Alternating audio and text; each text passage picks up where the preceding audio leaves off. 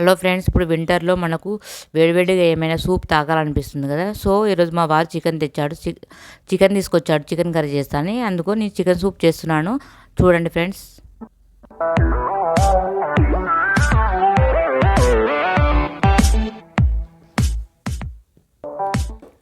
Hello friends, welcome to our channel masalas kitchen. నేను chicken soup తాగాలనిపిస్తుంది, అందుకని chicken soup చేస్తున్నాను.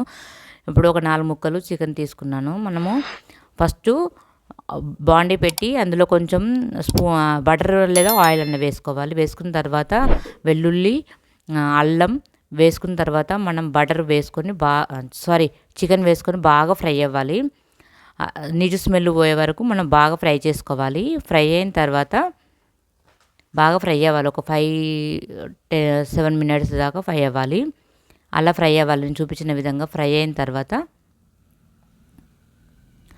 ఇప్పుడు మనం కావాల్సినవి వెజిటేబుల్స్ వేసుకుందాము. మీ దగ్గర ఏ వెజిటేబుల్స్ ఉంటే అవి వేసుకోవచ్చు. బఠానీ వేసుకుంటున్నాను. బఠానీ శుభ్రంగా వాష్ చేసుకుని ఒక 5 మినిట్స్ నానబెట్టుకున్నాను.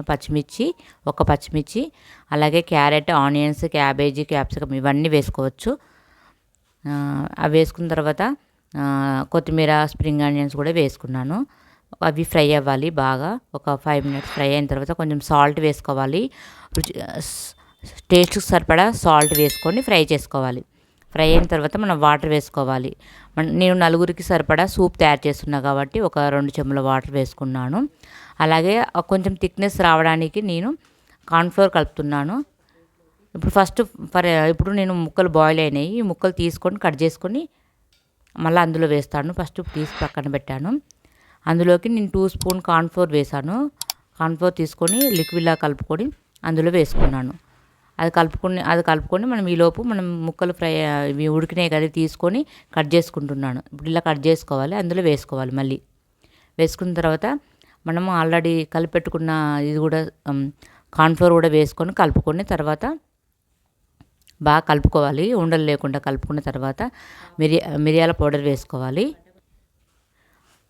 వేసుకొని ఒకసారి రుచికి సాల్ట్ సరిపోయిందా చూసుకోవాలి. తర్వాత vinegar, 1 spoon vinegar, 1 spoon soya sauce, 1 spoon టమాటా సాస్ ఇవన్నీ వేసుకోవాలి. ఇవన్నీ వేసుకుంటేనే టేస్ట్ చాలా బాగుంటుంది, రెస్టారెంట్ స్టైల్లో ఉంటుంది.